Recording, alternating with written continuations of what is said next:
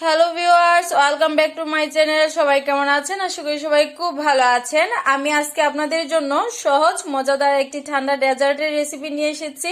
এই রমজানে এই ডেজার্ট রেসিপি সবারই আশা করি খুব ভালো লাগবে।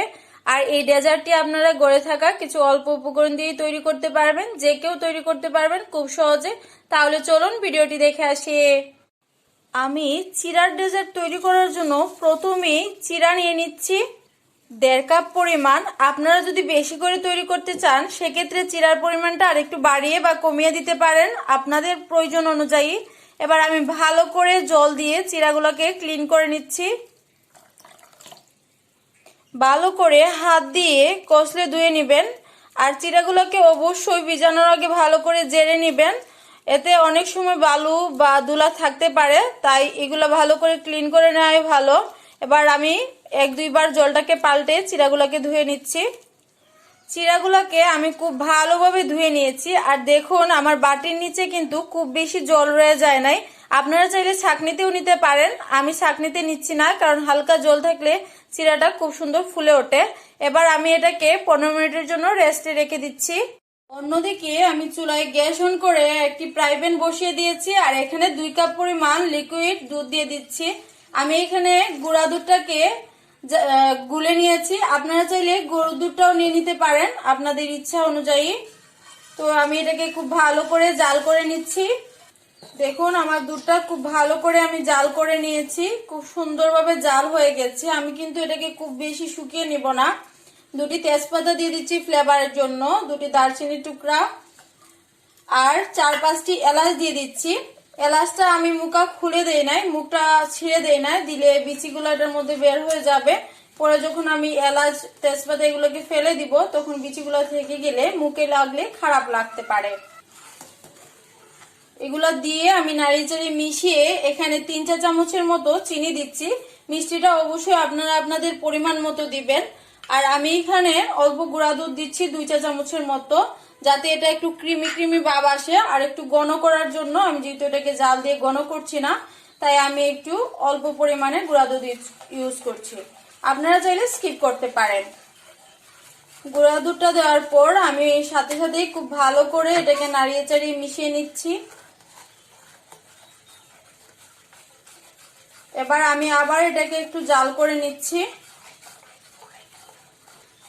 আমার দুধটা অনেকটা জাল হয়ে গেছে। এখানে আমি 1.5 কাপ চিরার জন্য 2 কাপ লিকুইড দুধ নিয়েছি।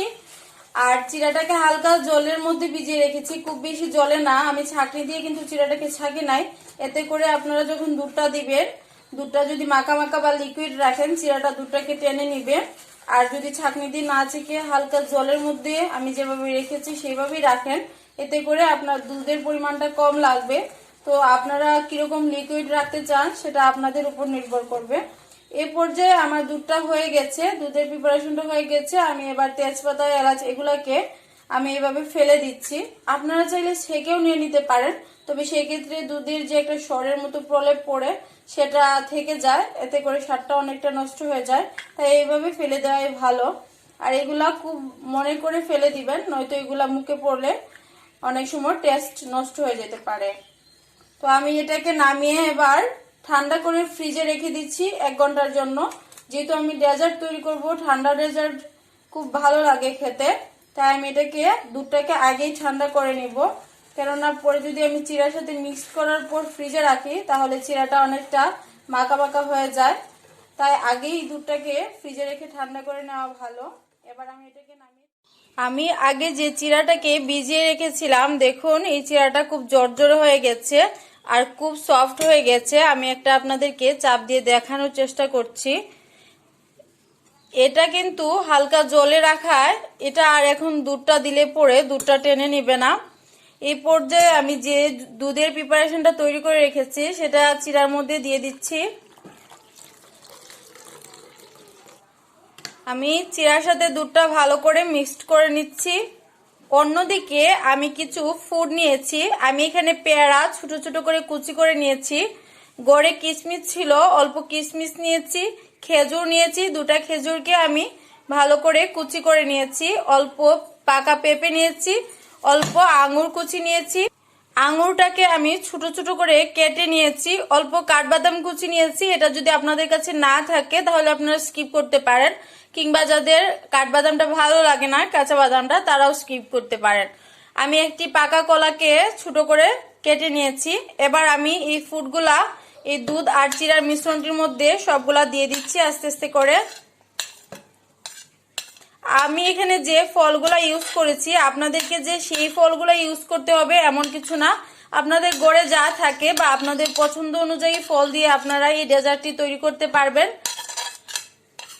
এবার এই ফলগুলা দেওয়ার পর আমি এই ফলগুলাকে ভালো করে মিক্সড করে নিচ্ছি। আর আপনারা যখন ডেজার্টটি খাবেন তখনই ফলগুলা মিক্সড করবেন, এর আগে মিক্সড করে রেখে দিবেন না। ফলগুলো যদি আপনারা সাথে সাথে মিক্সড করে খান তাহলে ডেজার্টটা খেতে ভালো লাগে আর ডেজার্টটার স্বাদটাও নষ্ট হয় না। আগে থেকে আপনারা দুধ তৈরি করে ফ্রিজে রেখে দিবেন, সবকিছু তৈরি করে রেখে দিবেন, আর পরে যখন খাবেন তখন মিক্সড করে নেবেন। আমার এগুলো মিক্সড করা হয়ে গেছে। এবার পরিবেশনের পালা। যে কোনো খাবার খুব ভালোভাবে যদি আপনারা পরিবেশন করেন তাহলে খাবারের প্রতি আগ্রহ বেড়ে যায়। তাই আমি দুইটি ডিজাইনার গ্লাস নিয়ে নিচ্ছি। আপনারা আপনাদের ঘরে যা আছে তা দিয়েই ডেকোরেশন করে নিতে পারেন। আমি অল্প করে 1 লেয়ার চিরার মিশ্রণটি দিয়ে দিচ্ছি, অন্যটিতেও সেম ভাবে দিয়ে দিচ্ছি। এবার আমি 1 লেয়ার দই দিয়ে দিচ্ছি। এখানে অবশ্যই মিষ্টি দইটা ইউজ করবেন, এখানে কিন্তু কোনোভাবেই টক দই ইউজ করা যাবে না। এখানে মিষ্টি দই ছাড়া টেস্ট হবে না, আর টক দই দিলে টেস্টটা নষ্ট হয়ে যাবে। সেম ভাবে আমি ওপরটিতেও একটি দইয়ের লেয়ার দিয়ে দিচ্ছি। দইটা কিন্তু আমার ফ্রিজে রাখা ছিল, দইটাও কিন্তু ঠান্ডা। দইটা দেওয়ার পর আমি আবার চিরার দিয়ে একটি লেয়ার দিয়ে দিচ্ছি। আর চিরা দেওয়ার পর আমি ডেকোরেশনের জন্য, দেখতে ভালো লাগার জন্য অল্প কিশমিশ দিয়ে দিচ্ছি। এটা আপনাদের ইচ্ছা অনুযায়ী দিবেন, আমি বারবার বলে দিচ্ছি। আর আমি সেম ভাবে উপরে দইয়ের লেয়ার দিয়ে একটি বাটি তৈরি করে নিয়েছি। আপনারা চাইলে যে কোনো বাটিতে বা যে কোনো ডিশে সার্ভ করতে পারবেন। আপনারা চাইলে দইয়ের লেয়ারটা একসাথে মিক্সড করেও দিতে পারেন, কিংবা আমার মতো লেয়ার করে দিতে পারেন। ধন্যবাদ ভিউয়ার্স আমার সম্পূর্ণ ভিডিওটি দেখার জন্য। আর ভিডিওটি ভালো লেগে থাকলে অবশ্যই আমার চ্যানেলটি সাবস্ক্রাইব করে অল নোটিফিকেশন অন করে রাখবেন। আর কোনো কিছু বুঝতে অসুবিধা হলে অবশ্যই কমেন্ট সেকশনে কমেন্ট করে জানাবেন। পরবর্তী ভিডিও দেখার আমন্ত্রণ জানিয়ে আমি আজকে ভিডিও এখানে শেষ করছি। সবাই ভালো থাকবেন, বাই।